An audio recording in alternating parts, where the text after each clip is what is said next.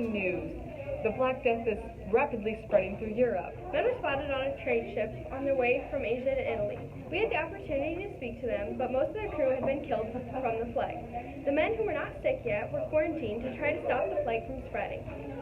We also spoke with the people in the nearby towns, and they had been infected as well. It is believed that fleas have been carried on rats, and they are the main source of the infection. Before this plague hit, Europe was in a brighter time. Agriculture was improving, population was booming, and the climate was warm. The land soon had trouble supporting the high population, and wages became low. There was a very low standard of living, and people were often sick and suffered from malnutrition. Because of this, people were perfect targets for the disease. Some symptoms of the plague that appear early on are blackening of the skin around the swelling, bloody vomiting, and lumps on the skin. The swellings, called buboes, which are red at first, later turn a dark purple or black and can become the size of an apple. When a victim's bubo is popped, blood that is black, thick, and vile-smelling with greenish scum mixed in it.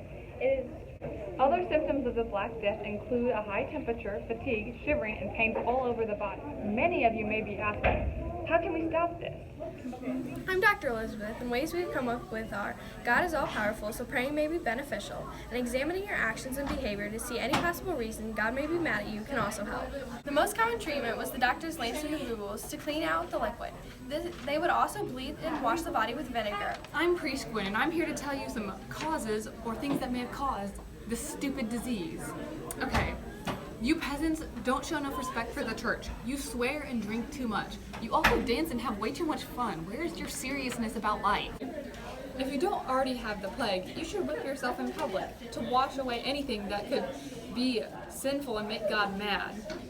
Here is Elizabeth reporting on some effects of the disease. There has been a drop in religious activity because people are giving up hope. Their family members are dying, and God is not protecting them. People don't trust the priests because their advice is not working. There is no way that has been shown to stop God's wrath. Serfs were no longer tied to one lord, because if they left their land, another lord would almost immediately hire them. Wages were increased because lords did not want to lose their workers due to the large amount of death. Here we have a serf to speak on the issue. You hear that, boss? Pay raise is necessary. I put my life in direct danger every day, and I deserve that raise. Now the standard of living can be higher than before. After the plague happened, all the lords wanted our wages to go back to normal. But us serfs revolted, empowered by our new standard of living, which we really like, by the way.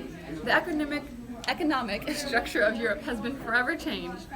Serfs like us now have a slightly better life, and nobles have a little bit less nobility. Okay, that's all, folks.